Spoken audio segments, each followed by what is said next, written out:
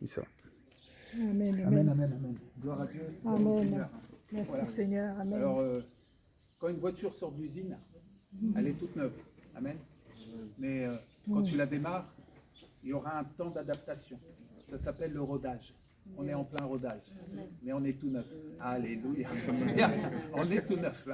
Donc ce temps de rodage, il faut se laisser le temps. Mais vous allez voir qu'au fur et à mesure où le Saint-Esprit va nous remplir, et il va circuler à travers nous, il va même remplir ses enfants. Laissons faire le Seigneur. Ni par force, ni par puissance, mais par mon esprit, dit le Seigneur. Amen. Amen.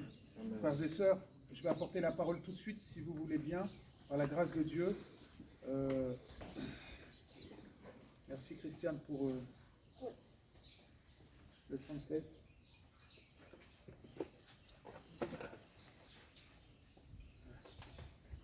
Si nous avions une personne qui soit de langue russe, j'aurais tout fait jusqu'à Dakar pour trouver quelqu'un qui parle la langue russe et qui puisse... Il faut que tous ceux qui sont là comprennent la parole de Dieu. Seigneur, merci pour ta grâce. Merci pour cette vision, cette nuit. Merci parce que tu nous dis que tu es avec nous, Seigneur. Que tu nous devances. Nous sommes dans ton timing parfait. Alors, Seigneur, montre-nous ce que nous devons faire et dis-nous ce que nous devons dire. Dans le nom de Jésus-Christ, Amen. Frères et sœurs, le message de ce matin concerne la nouvelle naissance. Je suppose que la plupart d'entre vous savez ce que c'est, la nouvelle naissance. Ce que je vais vous dire, ce n'est pas un cours de théologie, quoique la théologie soit bonne. Ce que je vais vous dire, c'est une parole très simple, très simple. À ceux qui sont nés de nouveau, n'allez pas penser que ce message n'est pas pour vous. Vous savez, quand on nous donne quelque chose, les années passant, on oublie la valeur de cette chose. Il est toujours bien de revenir à la croix pour nous rappeler ce que Jésus a fait pour nous. Il est toujours bien de revenir à la croix pour nous rappeler cette nouvelle naissance que le Seigneur a effectuée dans nos cœurs. Et c'est ça le miracle premier qu'il a fait pour nous. Nous allons en parler de cette nouvelle naissance. Qui dit nouvelle naissance dit nouvelle vie. Je répète, qui dit nouvelle naissance dit nouvelle vie. Nouvelle vie, frères et sœurs. La nouvelle vie, c'est le nom de notre assemblée. Il fallait bien lui donner un nom. C'est pas mal comme nom quand même. La nouvelle vie. C'est ce qu'on va proposer à nos amis de la Somone. On va leur proposer la nouvelle vie en Jésus-Christ, notre merveilleux Seigneur et Sauveur. Si tu veux rentrer au ciel un jour, il faut que tu naisses de nouveau. Tu vas me dire, mais je suis déjà né.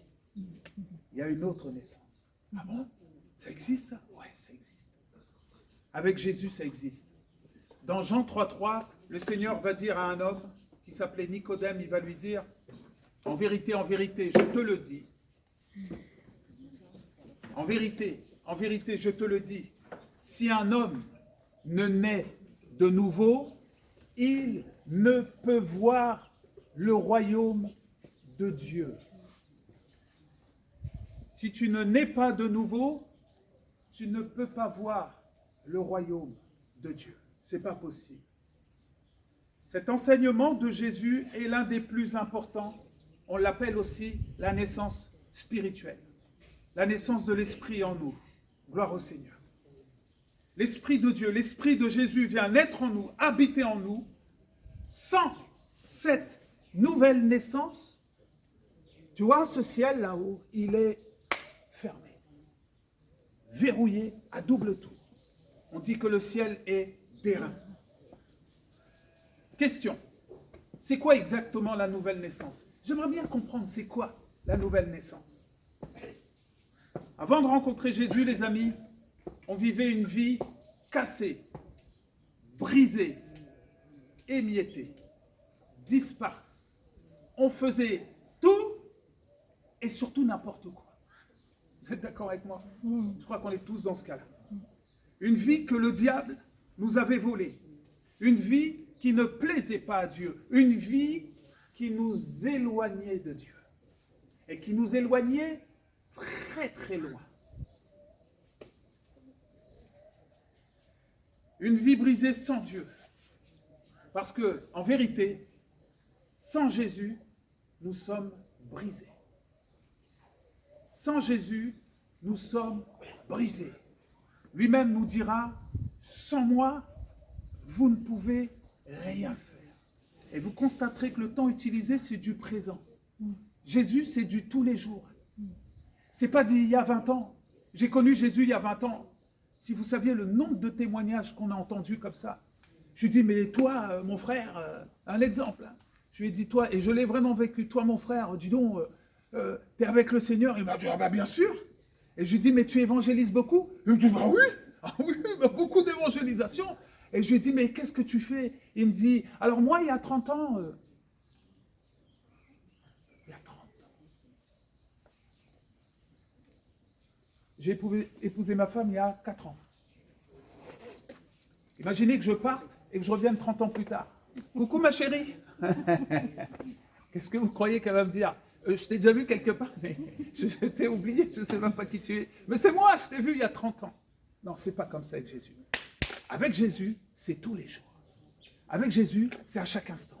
Avec Jésus, c'est tous les matins, tous les midis et tous les soirs. C'est tout le temps avec Jésus. Jésus, il se conjugue au présent, frères et sœurs. Amen. Cette nouvelle naissance est un miracle. Amen. Vous avez entendu le témoignage de Sophie? Je crois qu'on a tout le monde a un témoignage à donner. D'ailleurs, tout le monde le donnera en temps et en heure. On a hâte d'entendre ces témoignages qui sont à la gloire de Dieu. Gloire au Seigneur. Ce miracle, ce n'est pas une réparation. Le miracle de la nouvelle naissance n'est pas une réparation. Le miracle de la nouvelle naissance, ce n'est pas une augmentation. Ce n'est pas un pot qui était brisé et que Jésus vient avec de la colle, il nous recolle et voilà, le pot est recollé et on voit encore toutes les fissures. Au moindre choc, le vase vole en éclats. Pas du tout. Avec Jésus, ce n'est pas ça, ce n'est pas une réparation. Avec Jésus, c'est une recréation, une transformation. Demandez au papillon comment il était avant. Il va vous dire, oh, j'étais une petite chenille, j'étais sur le sol, j'allais pas vite et j'allais pas haut. Mais le Seigneur m'a transformé. Maintenant, je vole. Et j'ai plein de couleurs. Et je vais où je veux, au gré du vent, au gré du Saint-Esprit. Quand on est de nouveau, on est porté par le Saint-Esprit. Et on ne sait même pas nous-mêmes où on va. C'est lui qui sait. C'est lui qui nous dirige, frères et sœurs. Donc Jésus vient en nous, il nous recrée, il nous transforme. Et la Bible dit en Éphésiens 4:20 que nous allons revêtir l'homme nouveau, créé selon Dieu, dans une justice et une sainteté que produit la vérité. Revêtir l'homme nouveau, créé selon Dieu, dans une justice et une sainteté que produit la vérité. Ça veut dire que notre nouvelle vie en Jésus, on ne va plus marcher comme avant, frères et sœurs. Moi, personnellement, je faisais un peu comme mon épouse avant. Je sortais, je buvais, je me faisais des tatouages. Ça, c'est mon ancienne vie. Et je prenais des substances que je conseille à personne de prendre. Mais le jour où j'ai rencontré Jésus, frères et sœurs, c'est comme une éponge imbibée d'eau, il m'a pressé. Et il a, avec son sang, il m'a essoré et il a enlevé tout le péché qui était en moi. C'est ce qu'il a fait dans chacun d'entre nous. Amen. Ensuite, on a repris une forme et il a été m'imbibé, cette éponge, dans son sang. Parce que le sang de Jésus purifie de tout péché, Amen. sans exception. Amen. Il n'y a pas de péché que Dieu ne peut pas pardonner. Amen. Nous, on a du mal à pardonner. Hein. Oui, mais le monsieur là-bas, il a tué des enfants. Oui, mais il a demandé pardon à Dieu. Mm. Et toi, tu ne pardonnes pas? Mm. Et tu juges? Mm. Seul Dieu est juge. Si Dieu pardonne, nous devons pardonner. Et la parole de Dieu nous dit que si nous ne pardonnons pas, il ne nous pardonnera pas. Vous avez vu, c'est ça la parole de Dieu. Qu'est-ce que c'est simple à comprendre? Vous savez pourquoi c'est simple à comprendre? Pour que ça rentre et que ça aille tout droit ici. Pas ici. Ici, frères et sœurs. C'est là la porte d'entrée. Gloire à Dieu. Cette transformation se fait par la puissance du Saint-Esprit. Jean 3,6 nous dit, ce qui est né de la chair est chair, et ce qui est né de l'Esprit, sous-entendu de Dieu, est esprit. Amen. Tu sais ce qui se passe quand Jésus vient et te fait naître de nouveau? Lève la tête. Lève la tête. Regarde en haut et tu verras le ciel ouvert sur toi. Chose que tu ne pouvais pas voir avant. Le ciel s'ouvre au-dessus de toi. Et le Seigneur de là-haut te dit, j'ai une place que je te prépare. Tu es attendu, mon fils, ma fille. Amen. Gloire au Seigneur. Gloire au Seigneur. Merci Seigneur. Regardez ce que nous dit la parole à ce sujet. 1 Jean 5, verset 11. Et voici ce témoignage. C'est que Dieu nous a donné la vie éternelle et que cette vie, elle est dans son Fils. Allô? Cette vie, elle est dans son Fils. Mais son Fils, il est dans nous. Ah! Alléluia. Nous avons la vie éternelle en nous, frères et sœurs. Amen. Gloire au Seigneur. Vous savez ce qu'on est en train de faire? Ce que la parole est en train de faire? Elle est en train de bien nettoyer un petit peu nos concepts de la vie nouvelle, de la nouvelle naissance. Elle est en train de nous réactualiser. Elle enlève tout le fouillis et elle est en train de tout simplifier. Je suis né de nouveau. Tout par-delà, frères et sœurs. Tout par-delà. Quand cette vie éternelle vient en nous, c'est à ce moment-là précis que nous devenons des enfants de Dieu. Enfants de Dieu.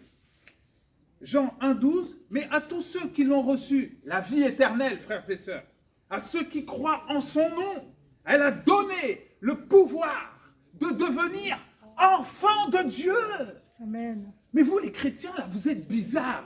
Mais qu'est-ce qu'il y a? Ben, vous êtes tout le temps contents, vous êtes tout le temps en train de chanter, pourtant il te manque un bras, pourtant tu n'as pas d'argent, pourtant tu es pauvre, mais tu es heureux. Comment ça se fait que tu es heureux? Lève la tête, regarde au-dessus de moi. Le ciel est ouvert. Amen. Le ciel est ouvert et il veut aussi s'ouvrir sur toi. Pourquoi tu es heureux? Parce que j'ai le Christ et que le Christ me tient dans ses mains. C'est lui qui me porte. Comment ne pas être heureux? Tu peux me faire ce que tu veux. Prends ce que tu veux. Prends mon argent. Prends ma voiture. Prends ma maison. Prends ma vie. Mais tu ne prendras pas ma foi. Alléluia. Ah, Amen. ça, le diable, il l'attrape, ça fait comme un savon mouillé. Essaye d'attraper. Oh, mais j'arrive pas à l'attraper. Je suis tenu par le Seigneur. Amen. Tu ne peux rien me faire, Satan. Satan ne peut rien te faire, mon frère. Impossible. Sauf si tu le laisses rentrer. Alléluia. On aura l'occasion de reparler. À partir de maintenant, nous sommes séparés du monde. Je répète, à partir de maintenant, nous sommes séparés du monde.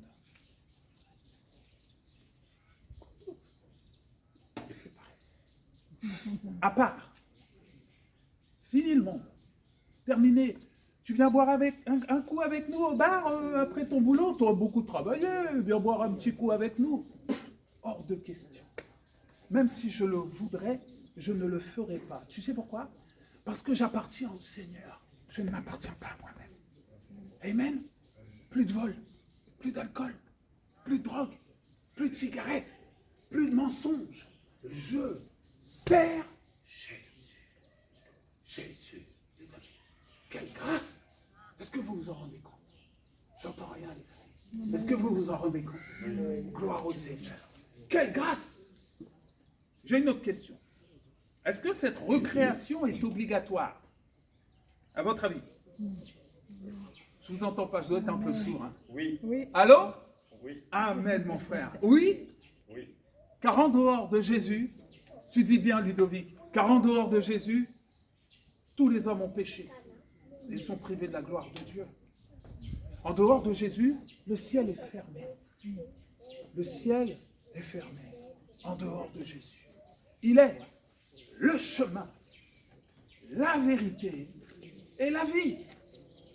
Et nul ne vient au Père que par Jésus. Main dans la main. Viens, je t'amène devant mon Père. Sans Jésus, tu ne peux pas. C'est lui le chemin. Amen. Amen. Amen. Comment? Encore une question. Comment obtenir cette nouvelle naissance? On en parle, on arrive à comprendre, mais comment est-ce que je l'obtiens? Très simple. Matthieu 3,2. Très simple. C'est comme mettre une clé dans une serrure. La clé, c'est Jésus, la serrure, c'est nous, et il vient nous ouvrir. Repentez-vous, car le royaume des cieux est proche. Repentez-vous. Oh, je me suis repenti. On me l'a déjà dit, ça aussi. Tu t'es repenti quand? Il y a 30 ans. Non, c'est tous les jours. C'est à chaque moment. À chaque moment. Dieu se respecte. C'est bizarre hein, comme expression. Dieu se respecte. Dieu est sérieux. Dieu, il rigole pas. Dieu ne blague pas. Dieu ne plaisante pas. Le salut, c'est sérieux. Ton salut, c'est sérieux. Et ton salut, tu peux le perdre. Si tu n'es pas sérieux avec Dieu, il faut être sérieux avec le Seigneur. Donc, ce que je fais dans ma prière tous les jours, c'est de me repentir. Est-ce que j'aurais dit quelque chose qui t'a pas plu? Est-ce que j'aurais fait quelque chose qui t'a pas plu? Par contre, là, je sais que ce que j'ai dit, c'était pas bon. Pardon, Seigneur. Pardon, Seigneur. Parce que Jésus est pur. Jésus est saint et Jésus est précieux. Allô? On prendrait soin d'un petit bébé qui vient de naître. Qui oserait faire du mal à un petit bébé? Jésus, c'est plus. Jésus, c'est tous les petits bébés. Amen. Jésus est saint, pur. Pur. Première chose à faire pour obtenir cette vie éternelle, se repentir. C'est plutôt facile à faire. Il suffit de s'abandonner et être sincère de cœur. La deuxième chose, c'est croire. Croire. Acte 16, 31. Paul et Silas répondirent, crois au Seigneur Jésus et tu seras sauvé, toi et ta famille. Crois au Seigneur Jésus et tu seras sauvé, toi et ta famille. C'est vous dire la responsabilité que l'on a en tant que disciples de Jésus dans nos familles. Peut-être et même très certainement, beaucoup d'entre nous avons des problèmes avec nos familles qui ne sont pas de la même confession que nous. Mais la Bible dit, crois et continue de croire au Seigneur Jésus et ta famille sera sauvée parce que tu es une lumière. Ce n'est pas moi qui le dis, c'est la parole de Dieu. La parole de Dieu, on s'y accroche comme ça et on ne la lâche pas. Si le Seigneur l'a dit, c'est que c'est possible. Amen. J'ai encore une question, les amis. Quels sont les grands changements qui vont se produire dans nos vies lorsque nous passons de l'ancienne vie à la nouvelle par la nouvelle naissance? Quels sont les grands changements? Le changement le plus remarquable, mes amis, c'est que nous allons passer d'une vie de péché à une vie de sainteté. Une vie de péché à une vie de sainteté. Moi, personnellement, depuis que je me suis marié, je ne quitte plus ma femme. Dans ce cas-là, sinon, il ne faut pas se marier. Je ne quitte plus ma femme.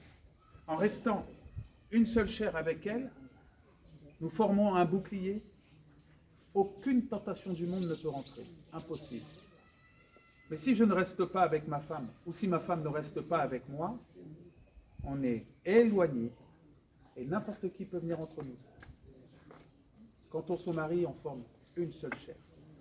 Notre temps devient commun. Vous savez, quand vous vous mariez, vous ne vous appartenez plus non plus à vous-même. Amen. Gloire au Seigneur. À tous ceux qui sont mariés, ne croyez pas que vous n'êtes pas mariés. Vous êtes mariés avec Jésus. Alléluia. Le changement le plus remarquable, c'est que nous passons d'une vie de péché à une vie de sainteté, une vie d'obéissance. Laissez-moi vous lire ce verset. 2 Corinthiens 5, 17. Si quelqu'un est en Christ, est-ce que quelqu'un est en Christ ce matin? Amen. Je suis un peu aveugle, là, j'entends mal et je vois mal. Levez bien les mains. Est-ce que quelqu'un est en Christ ce matin? Si quelqu'un est en Christ, il est une nouvelle créature. Les choses remplies de boue, anciennes, sont passées. Laisse-moi te dire un truc sur ton passé. Ton passé est mort. Amen. Ton passé, c'est fini. Amen. Si tu vis encore dans ton passé, c'est parce que tu l'entretiens. Lui, il a envie de partir et tu le retiens comme un chien qui tire sur une laisse. Reste là, mais laisse-moi partir. Je suis ton passé. Le passé, c'est fini. Amen. Il n'y a plus de passé. La seule chose qui existe, c'est la vie. Et la vie, c'est maintenant le présent. Ce n'est pas avant, c'est aujourd'hui la vie.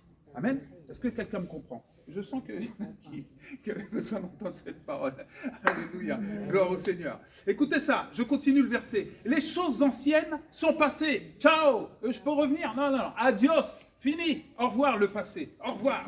Voici, toutes choses sont en train de devenir nouvelles.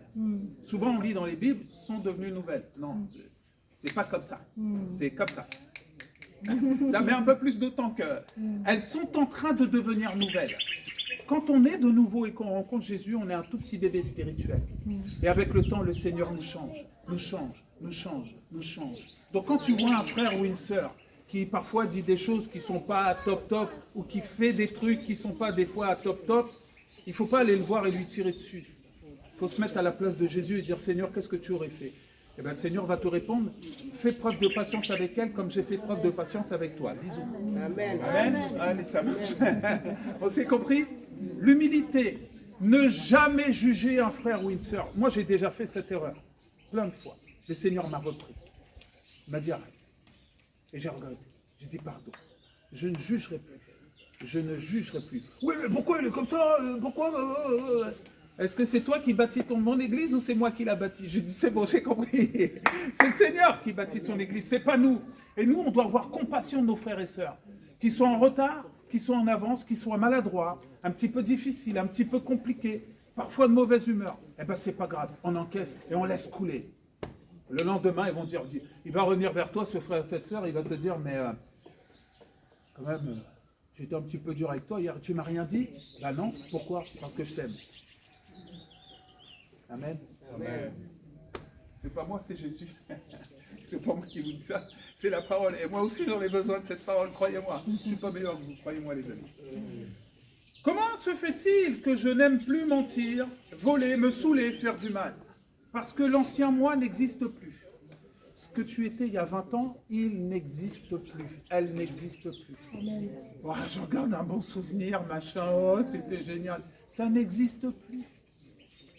Pouf, c'est que ton souvenir. Ça n'existe plus. Alléluia. Et le diable, souvent, il va revenir nous voir en me disant, rappelle-toi ce que tu as fait il y a une semaine, rappelle-toi ce que tu as fait, rappelle-toi. Répondez-lui, j'ai demandé pardon, je suis pardonné. Ciao. Au revoir. Nous sommes passés, le passé est mort. Nous sommes passés de la mort à la vie, les amis. Jésus, il est venu nous libérer de l'esclavage de nos péchés. Nous étions esclaves, mais l'esclavage est terminé. Que ce soit en Afrique, alléluia, ou que ce soit l'esclavage, nous on vient des Antilles, on vient du Congo. À la base, mes ancêtres sont congolais. Bonjour les frères et sœurs. Je suis un Congolais. Alléluia. C'est fini l'esclavage. À la Réunion chez ma femme, aux Antilles chez nous, ou en Afrique, c'est fini. Mais l'esclavage avec Satan du monde, c'est fini aussi. Amen. Jésus a brisé les chaînes. Amen. C'est terminé. Et des fois, dans ta tête, tu dis, ouh, je regoutterais bien à ça. C'est une pensée que tu dois dégager de ta tête au plus vite. Amen. Tu es libre en Jésus-Christ. Amen. Nous sommes libres, les amis, en Jésus-Christ. Il y a comme un désir profond en moi, une voix forte et douce à la fois, qui va me dire, obéis. Obéir à quoi? Je vous écoute. À la parole? C'est quoi la parole? C'est ça? C'est tout? Non. Il y a deux paroles. Ah, il dit, mais ça y est, il devient fou. Quoi, il y a deux paroles, mais ça va pas la tête. C'est doctrine. Il y a la parole logos et il y a la parole réma. Et les deux se complètent. La parole réma, c'est quand Dieu vient te voir la journée ou parfois la nuit, et qu'il te montre et qu'il te parle et qu'il te dit des choses. Ça aussi, c'est la parole de Dieu et elle vient toujours confirmer le logos, comme le dit le frère Ludovic. Amen. Gloire au Seigneur. Obéir à sa parole. Si je t'envoie en Islande, va en Islande. Si je t'envoie à la Sorbonne, va à la Sorbonne. Si je t'envoie en Amérique, va en Amérique. Mais Seigneur, je ne parle pas américain. C'est ce que Moïse a dit. Oh, ils n'arrivent pas à parler. T'inquiète pas pour ça. Si le Seigneur te dit de faire quelque chose, et souvent il nous demande de faire des choses complètement folles. Mais la folie de Dieu est plus sage que la sagesse des hommes. Amen. Cette voix qui te dit d'obéir, c'est le Saint-Esprit. Quand tu nais de nouveau, tu deviens une nouvelle création. Les choses anciennes sont en train de devenir nouvelles. Elles sont passées et les choses sont en train de devenir nouvelles. Mais qu'est-ce qui se passe à ce moment-là? L'Esprit que tu n'avais pas avant, l'Esprit de Jésus vient en toi et réveille ton esprit. L'Esprit parle à l'Esprit à ce moment-là. Et en toi, il y a l'Esprit de Jésus qui vient élire domicile. Et la parole de Dieu nous dit que nous sommes le temple du Saint-Esprit. Amen. Amen. Gloire au Seigneur. Merci Seigneur. Maintenant, on ne veut plus vivre comme avant. On veut juste vivre comme Jésus. Alors, c'est quoi vivre comme Jésus, les amis? C'est aimer comme Jésus. Parler comme Jésus. Pardonner comme Jésus. Marcher comme Jésus.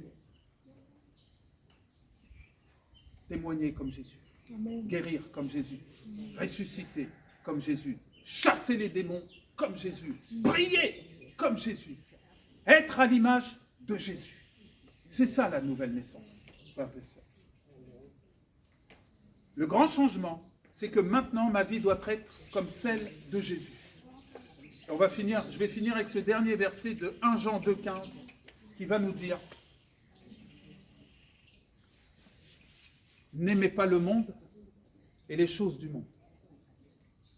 Si quelqu'un aime le monde, l'amour du Père n'est pas en lui. Je répète, si quelqu'un aime le monde, l'amour du Père n'est pas en lui. Qu'est-ce que ça veut dire? C'est simple. Tu ne peux pas et à la fois aimer ton péché et à la fois aimer Dieu. Ce n'est pas possible. Tu ne peux pas manger aux deux tables. Tu ne peux pas dire que je peux pas dire j'aime ma femme d'un côté et de l'autre côté dire j'aime une autre femme. Les gens ils vont dire mais t'es un rigolo. Tu n'es pas sérieux. En vérité, tu aimes toutes les femmes, mais tu n'es même pas mariable. Rappelez-vous Salomon, le nombre de concubines qu'il avait. Ça l'a éloigné de Dieu. On ne peut pas aimer le monde et aimer le royaume de Dieu. Il faut faire un choix. Tu ne peux pas vivre pour ce monde et vivre pour le royaume de Dieu. Il faut faire un choix. Avec Dieu, c'est toujours une histoire de choix parce qu'il nous laisse le libre arbitre. Le libre arbitre, c'est quand Dieu te laisse choisir. C'est la plus grande preuve d'amour de Dieu. Il t'aime, mais il te laisse choisir. Est-ce que tu veux le suivre ou pas? Est-ce que tu veux vivre comme lui ou pas? Parce que c'est bien beau de naître de nouveau, mais après, encore faut-il derrière marcher à la suite de Jésus. Amen. Frères et sœurs, je vais arrêter là le message. Le but de ce message était très simple. Faire le vide, nettoyer autour de ce merveilleux miracle, de ce cadeau que Dieu nous a offert, la nouvelle naissance. N'oublions jamais que nous sommes nés de nouveau et c'est ce qui nous sépare du monde. Nous sommes sanctifiés. Bien sûr que nous sommes appelés des chrétiens, mais le mot chrétien n'apparaît que 2 fois dans le livre des Actes et le mot saint, racheté, sanctifié et mis à part apparaît des centaines de fois.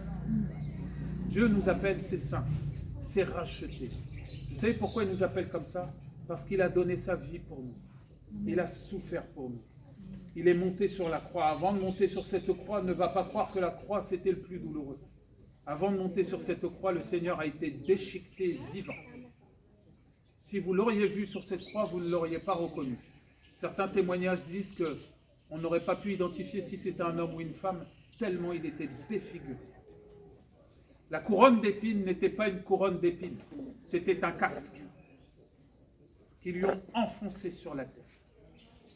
Le Seigneur a souffert pour chacun d'entre nous. Il a souffert pour toi, mon frère. Il a souffert pour toi, ma sœur. Sommes-nous prêts à souffrir pour lui aujourd'hui? Jésus, c'est une marche.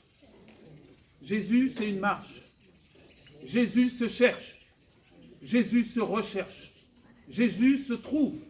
Jésus est une quête. Ce n'est pas une étiquette, c'est une quête. Jésus se creuse. Jésus se trouve dans le profond.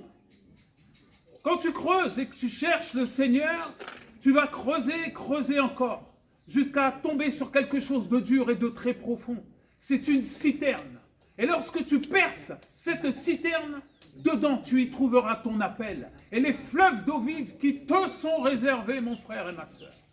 Le Seigneur se cherche ardemment. Il faut tout lui donner. Est-ce que vous comprenez mon message? Le Seigneur est bon et il est puissant. Dieu veut se glorifier dans nos vies. Vous ne vous rendez pas compte de ce qu'il est en train de faire. Il est en train de poser des fondations dans cette vie. Il n'est pas en train de construire une cabane. Il est en train de construire un temple. Un temple où des milliers d'âmes vont être sauvées. Ça va révolutionner la ville. Ça va bouleverser la ville. Le diable va être éjecté de cet endroit. Les dominations qui sont sur cette ville seront éjectées. Parce que la gloire de Dieu va tomber ici. Amen.